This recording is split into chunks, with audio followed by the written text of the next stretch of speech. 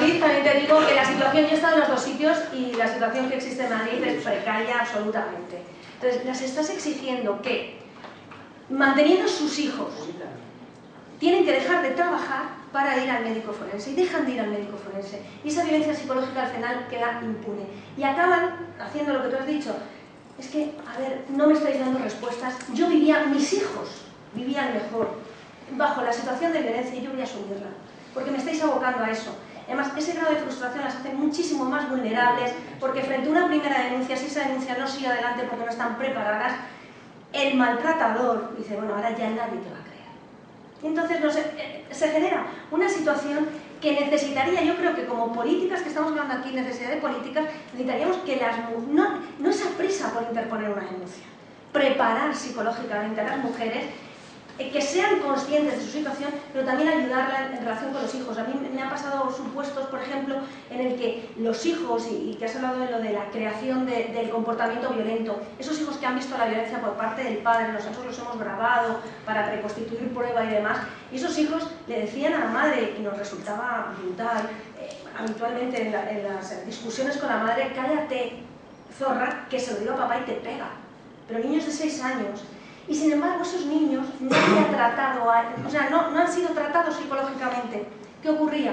Que se acordaba la orden de protección y los niños presionaban a la madre para que incumpliera la orden de protección y ellos pudieran ver al padre. Si no actuamos sobre todo, la mujer es más víctima todavía. Y ocurre, por ejemplo, también en materia de personas mayores que sufren violencia y que, sin embargo, su entorno, si no le das una salida al maltratador, ellas por la asunción esa de responsabilidades, mi marido, tengo que estar con él, esto es lo que me toca, nunca van a tomar la decisión. Entonces, por no verla en la calle, si hubiera una alternativa, la presión no sería tanto, no incidiría tanto sobre ellas. Entonces, creo que hay necesidad de muchísimos mecanismos asistenciales para hacer que esa denuncia, que evidentemente hay que castigar al responsable, no sea frustrante, porque nos resulta también frustrante a nosotros que estamos en los juzgados. Y ya digo, la violencia económica también es fundamental. En cuanto, por ejemplo, al impago de pensiones, yo recuerdo, ya acabo, perdonadme, pero es que el tema me parece... el impago de pensiones, frente a en un orden de alejamiento, lo primero que hizo él fue ir al banco a decir cuántas mensualidades de hipoteca tenía que dejar de pagar para que la echaran de la casa. Y no pagan los alimentos. Entonces, con cualquier tipo de ayuda... Begoña, perdóname, pero es que son casi las 8, creo que nos hemos equivocado un poco al medir nuestras fuerzas, realmente necesitábamos mucho más tiempo. Nora, ¿quieres comentar tú y vemos qué hacemos? Si nos trasladamos al bar, nos convocamos para otra conversación, pero aquí es que nos echan. Perdón. Bueno, yo que eso, repito el agradecimiento por poder participar de un tema que además me motiva tanto y que, bueno, efectivamente forma parte hasta de mi historia vincular con Carmina. Quería solamente señalar un par de cuestiones. Una tiene que ver con tu inicio, cuando hablaste, hiciste comentarios sobre, bueno, no recuerdo exactamente, pero la literalidad, pero era la alusión a cómo en este momento, en el siglo XXI, en donde supuestamente las desigualdades, y sin embargo. Y me parece que habría que empezar por eso, por señalar que justamente el incremento de la violencia tiene muchísimo que ver con lo que decía Mercedes respecto de que las mujeres no nos sometemos con la misma facilidad que antes, no es el condicionamiento social que implicaba antes el matrimonio, la pareja, está en transición, no podríamos decir ni que está resuelto, pero por lo menos hay algunos esbozos de que muchísimas mujeres no están dispuestas a pasarse 40, 30, 25 ni 6 meses. Y entonces esto creo que necesariamente va. Después, bueno, Carmina sabe muy bien lo que yo opino de su trabajo, pero quiero resaltar dos cosas que hoy me parece que quedaron casi más claras que la defensa de tesis, de los dos puntos fundamentales. Uno en donde se alude a efectivamente al trabajo, a lo que podría ser el abordaje en lo que podríamos llamar la clínica, ¿no? El tratamiento de las mujeres y qué posibilidades hay de revertir esas situaciones. Y otro punto que es el que es difícil de ver en dónde nos posicionamos, tiene que ver un poco con lo que decías tú entre el nihilismo freudiano de esa frase del malestar de la cultura, que es terrible, ¿no? En donde todavía es un Freud de la pura pulsión, y entonces, ¿no? Las 7 plagas de Egipto caerán sobre nosotros, es decir, el hombre no tiene salvación porque somos esencialmente malos, entre comillas. Digo, ¿cuál podría ser el punto entre ni ese escepticismo brutal ni Disneylandia? Porque ya sabemos que la bondad no triunfará, ¿no? ¿Cómo? Que nos han regalado 15 minutos.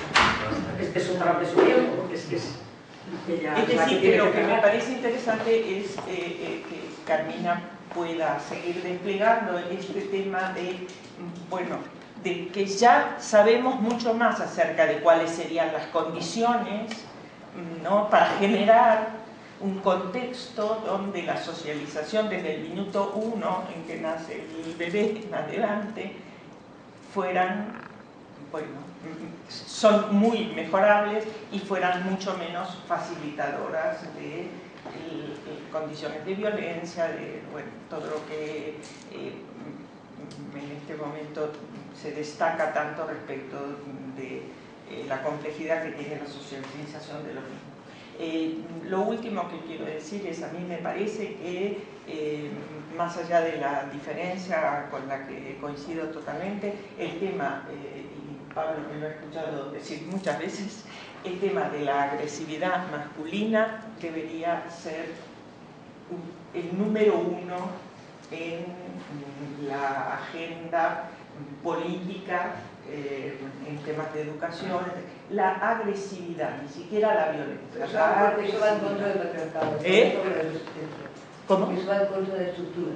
Bueno, y por eso, claro. Yo llevo diciendo eso hace años. Claro. Pero hay una resistencia bestial. Porque estamos en el patriarcado, porque está en manos del hombre, se ha estructurado el hombre. Es poner en evidencia al propio constructor del sistema muy difícil. Sí, pero mira, para mí ha sido muy... lo nombro a Pablo porque he compartido algunos espacios con él, y Pablo es psicólogo y trabaja con mujeres maltratadas, y cuando estuve en su pueblo, Azuteca, ¿no? Yo me enfervorecí un poco desde ahí, porque estaban las fuerzas públicas, el alcalde, diciendo que yo no entendía cómo los hombres, eso fue hace como 3 años, ¿no? Bueno, por suerte, hace unos meses, Pablo, su padre, yo y muchos hombres, por primera vez a mi gusto, salieron a la calle en una manifestación contra la violencia. Es decir, sigo instando a que me parece que la masculinidad, en todas las formas posibles, se tiene que hacer cargo de la agresividad antes de que llegue a la violencia. Me refiero a como algo estructural, así como nosotras crecemos y nos dicen desde chiquitita que va a venir la menstruación y cuando llegan allá te hace mujer, tienes que tener cuidado porque entonces pueden quedar embarazadas. Bueno, mira, hay que tener cuidado desde chiquititos porque si no la agresividad se puede volver muy peligrosa. En esa línea yo quiero plantear lo que están haciendo en Finlandia sobre el acoso escolar y cómo están haciendo que va directo a la agresividad de los chicos. Entonces hacen como todo un programa y un proyecto de trabajo en el que se nombran unos tutores y el niño pequeño va a tener un tutor que es un niño 2 años mayor que él. Si un niño le va a agredir, entonces va a donde el tutor le va a denunciar. Pero yo también llevo mucho tiempo pensando, y estoy por lanzar una campaña, y si me apoyáis lanzamos todos una campaña, que el maltratador vaya con un distintivo que, o sea, tenemos que generar vergüenza en sus vidas para que él sienta, sí, vestido de verde, o sea, como los pollos que no con la gata. Sí, exacto. Con las mujeres, ¿no? Es lo que se hacía en el video que comentaba con las mujeres. Yo creo que cada... Vestidas de verde.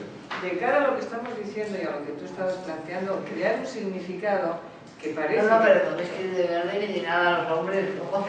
Al maltratador, yo sí lo vestía de verde. Cuando fuera por la calle... Ya, vamos, perdonad, es que vamos a pedir palabras porque nos tenemos que ir en 10 minutos, luego seguimos. María quiere hablar, ¿tú quieres hablar? No. Javier, perdona. ¿Alguien más? Yo quería comentar algo, pero... Yo también aportaba con la Nieves. ¿Sí, Loreto? Nieves, bueno. María, sí. Bueno, nada, yo un rapidito, como se ha hablado de este tema de las mujeres, del tema de defenderse o no defenderse, ¿no? Yo creo que a mí me ha llegado, o sea, me ha resonado mucho la cantidad de mujeres, porque estamos documentando casos, que están siendo condenadas, imputadas por los juzgados y condenadas por propios juzgados de violencia sobre la mujer por defenderse, ¿no? Porque se han defendido de la agresión. Entonces se han defendido de la agresión y en una interpretación completamente, digamos, exenta de perspectiva de género, pues se toma, ¿no? como dos agresiones cruzadas, digamos, ¿no? Entonces eso a mí me parece, bueno, que se está mandando, primero que hubo un error, como ha comentado la compañera Begoña, la jueza, un error de plantear que con la ley de violencia ya se resolvía digamos, el patriarcado o por lo menos la ideología de lo judicial, ¿no? Y que los jueces ahora ya se convertían en defensores de los derechos de las mujeres y todo esto, y creo que eso, bueno, se ve que ha sido un clamoroso error, y donde lo que ha pasado es que el patriarcado, decíais lo del poder del padre, yo creo que el poder del padre ahora mismo está haciéndose fuerte en los juzgados, está igual venciéndose en otras partes de la sociedad, pero en los juzgados está absolutamente atrincherado, y es ahí donde realmente los agresores están ganando la batalla. En lo judicial, en lo penal, en lo civil, en derecho de familia, con todo el tema de las visitas. Entonces yo creo que a mí me parece muy importante saber también qué están haciendo los juzgados para que las mujeres que igual están empoderadas y tienen muchísima más capacidad de defenderse de la que creemos, de repente sean sancionadas por ello, ¿no? Y estén siendo pues, directamente condenadas e imputadas por juzgados de violencia sobre la mujer, ¿no?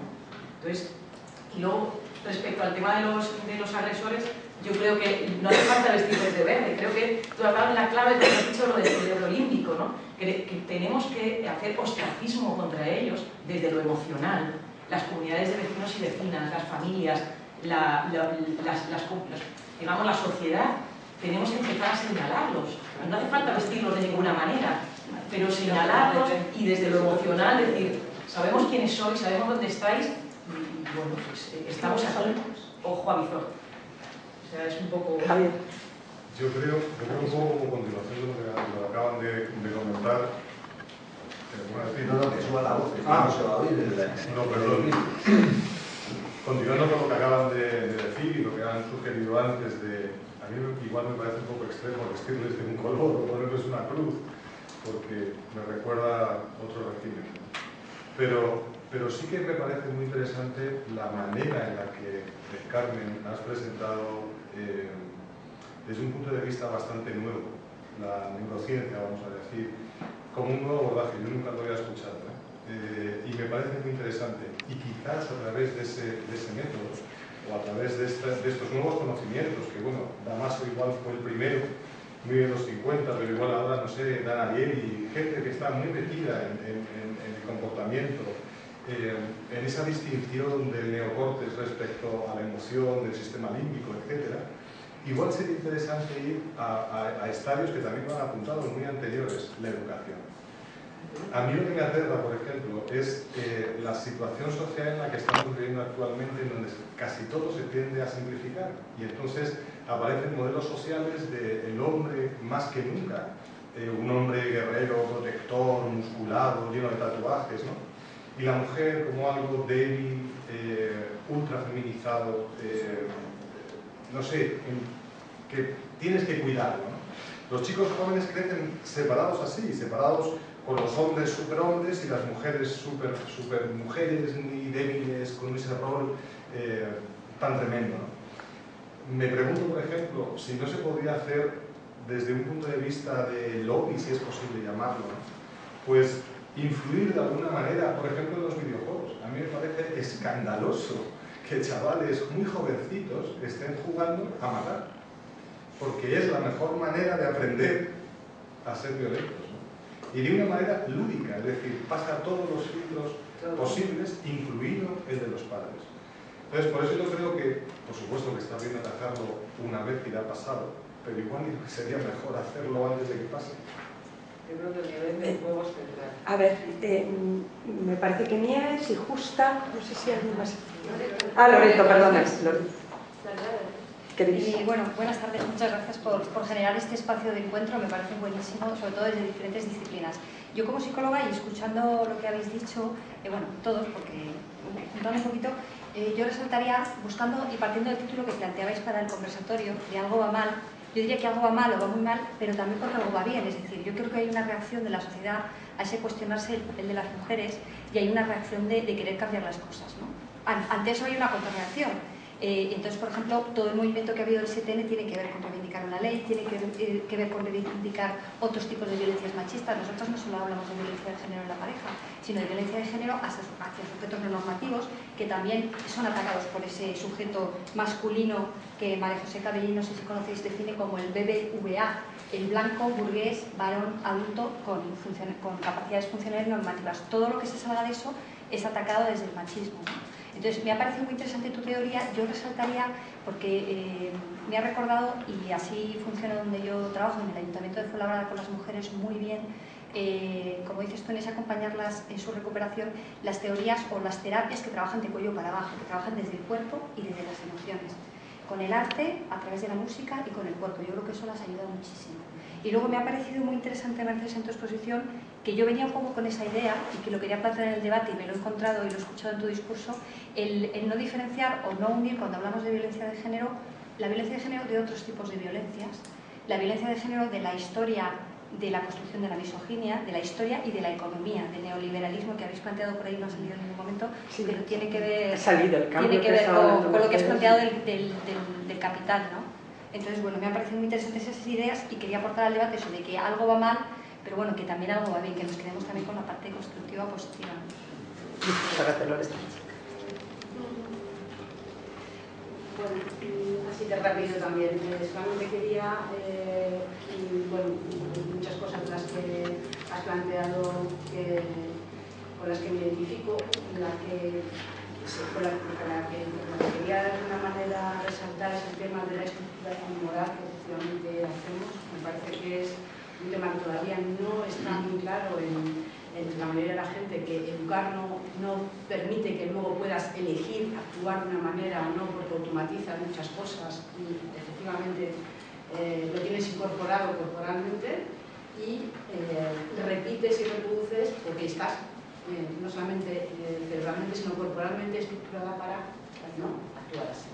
Entonces ese tema me ha parecido interesante porque además lo comparto. Y en ese sentido hay algunas cosas que me gustaría apuntar. A veces ponemos como que las mujeres, bueno, pues emocionalmente somos más amorosas, emocionalmente respondemos de una manera. Para mí el concepto de amor creo que es otro tema básico, un dispositivo de control que tiene que ver mucho con las relaciones entre esos sujetos masculinizados, esos sujetos feminizados, ¿vale? Para no solamente situarlo en los cuerpos de varones y de mujeres. Y el amor se convierte en un dispositivo de control para que las mujeres también en un momento dado entiendan que tienen que responder amorosamente ante muchas cosas. Y otro concepto que a lo mejor tendríamos que dar una vueltecita también es el tema del deseo. Hablar de que las mujeres se construyen en relación a los otros, ¿vale? También hay una parte de los valores que se construyen en relación con ese objeto corporal que es las mujeres, y también hay una parte de vacío, o sea, hay una serie de cosas de estructural que dar una vueltecita. También es se convierte de alguna manera, de pronto si la mujer se separa, hay un vacío porque ese objeto de pronto deja de ser. Pero además también hay que pensar que las mujeres no es que nos construyamos y dejemos las cosas, los deseos en favor de otros, sino que nos estamos construyendo a través de los otros. Y que no hablemos en términos de deseos, que para mi gusto también tiene que ver con el capitalismo. Hablemos más bien en un momento dado de que proyectamos el amor en nosotros y hacemos que procuramos con el amor a través de los otros. Y ahí hay un tema también para darle una vueltecita a la construcción del amor. quedan vueltecitas. La última palabra y cerramos, seguimos en el bar, si os parece.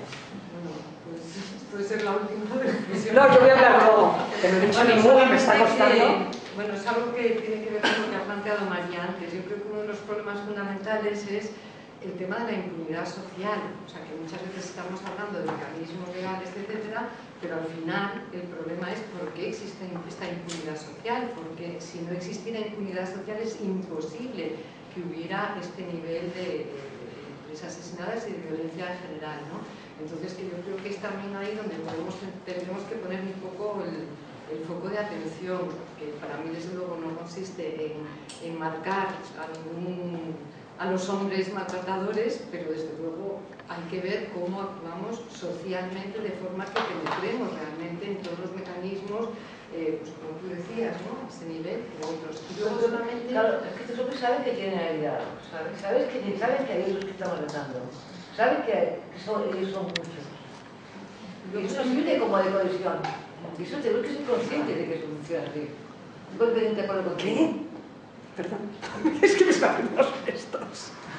Que si corto. ¿Qué quiere hablar?